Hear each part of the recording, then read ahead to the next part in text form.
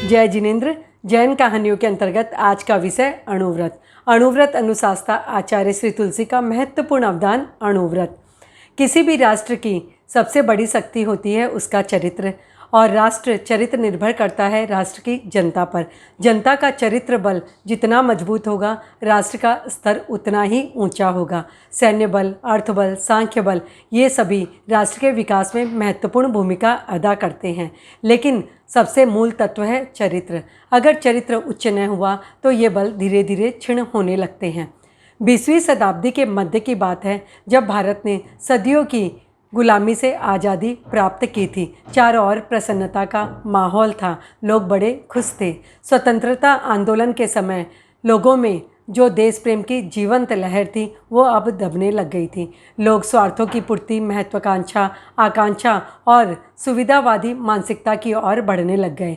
राष्ट्र चरित्र निर्माण की बात गौण हो गई, सभी उसे भूलकर आगे बढ़ने लग गए, विकास होने लगा। उसी वक्त आचार्य श्री तुलसी ने अणुव्रत आंदोलन का सूत्रपात दिया। अणुव्रत आखिर है क्या, जाने। अणु यानी छोटा, व्रत यानी नियम। छोटे छोटे व्रत को अणुव्रत कहा गया। मानव जीवन की न्यूनतम आचार संहिता, मनुष्यता की व्यवहारिक मापदंड, धर्म का असंप्रदायिक रूप है अणुव्रत। मनुष्य मात्र को संयम, सादगी, नैतिकता, प्रामाणिकता की ओर ले जाने की प्रेरणा देने वाला मंत्र है अणुव्रत। जाति, धर्म, लिंग, वर्ण, संप्रदाय, भाषा, प्रांत सभी से ऊपर उठकर एक व्यापक दृष्टिकोण देता है अणुव्रत। 2 मार्च 1949 सरदार शहर में आचार्य श्री तुलसी ने अणुव्रत का सूत्रपात किया। अणुव्रत की गूंज पूरे भारत में गूंज पड़ी। भारत की सीमा को छोड़कर लोगों को उसने आकर्षित किया। धर्म के 2 रूप माने जाते हैं, उपासना और चरित्र। उपासना सभी धर्मों की अपनी अपनी होती है, अपनी अपनी आस्था के अनुसार सभी उपासना करते हैं, लेकिन चरित्र सबका एक होता है। हिंदू, मुस्लिम, सिख, ईसाई सभी की उपासना पद्धति बिल्कुल अलग है। अणुव्रत की इसमें कोई हस्तक्षेपता नहीं होती। वह तो सिर्फ इतनी अपेक्षा करता है कि किसी भी व्यक्ति का जीवन प्रामाणिक हो, पवित्र हो और वह किसी के लिए समस्या पैदा करने वाला नहीं हो। अणुव्रत की अपनी आचार संहिता है और उसे मानने वाला अणुव्रती कहलाता है। अणुव्रत मूल रूप से हृदय परिवर्तन का सिद्धांत है। दूसरे शब्दों में कहें तो अपने पर अपना अनुशासन है। इसे धर्म के रूप में व्याख्यात करें या धर्म के परिप्रेक्ष्य में देखें तो यह वर्ण, जाति और संप्रदाय के कटघरे से मुक्त धर्म है। छोटे छोटे संकल्प और उससे जीवन परिवर्तन का छोटा सा लक्ष्य है अणुव्रत। इसके मूलभूत 11 नियम हैं और उसके अंदर छोटे छोटे उसी से संबंधित सब नियम्स भी हैं। यह विद्यार्थी, शिक्षक, मजदूर, व्यापारी, डॉक्टर सभी व्यक्तियों के लिए है।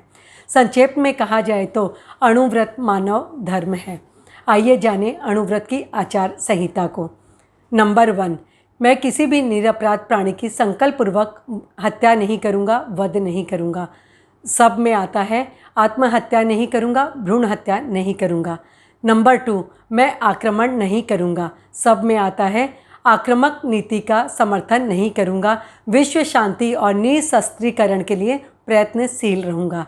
नंबर 3, मैं हिंसात्मक एवं तोड़फोड़मूलक प्रवृत्तियों में कभी भाग नहीं लूँगा। नंबर 4, मैं मानवीय एकता में विश्वास करूँगा। सब हेडिंग्स में है। जाति, रंग के आधार पर ऊंच नीच नहीं मानूँगा। नेक्स्ट है अस्पृश्यता को नहीं मानूँगा, छुआछूत को नहीं मानूँगा।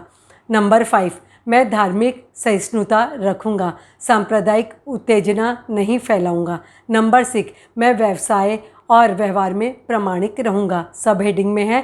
अपने लाभ के लिए दूसरों को हानि नहीं पहुँचाऊँगा, छलनापूर्वक व्यवहार नहीं करूँगा।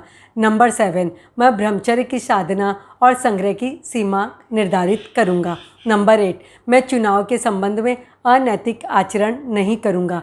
नंबर 9, मैं सामाजिक कुरीतियों को, कुरूढ़ियों को प्रश्रय नहीं दूंगा। नंबर 10, मैं व्यसन मुक्त जीवन जीऊँगा, यानी मादक और नशीले पदार्थ जैसे शराब, गांजा, चरस, हीरोइन, भांग, तंबाकू, सिगरेट आदि का सेवन नहीं करूँगा। नंबर 11, मैं पर्यावरण की समस्या के प्रति जागरूक रहूँगा। हरे भरे वृक्ष नहीं काटूंगा, पानी बिजली आदि का अपव्यय नहीं करूँगा। देखा आपने, कितने छोटे छोटे नियम हैं, हम सहजता से इसे पाल सकते हैं। बस आवश्यकता है तो थोड़ी सी जागरूकता की। हम जागरूक रहकर इस नियम को पाल सकते हैं। ये नियम पालकर हम स्वयं का, अपने परिवार का, समाज का, देश का, राष्ट्र का, मानवता का कल्याण कर सकते हैं। तो देर किस बात की बंधुओं, आइए विचार करें कि हम अणुव्रती बने। जय जिनेंद्र।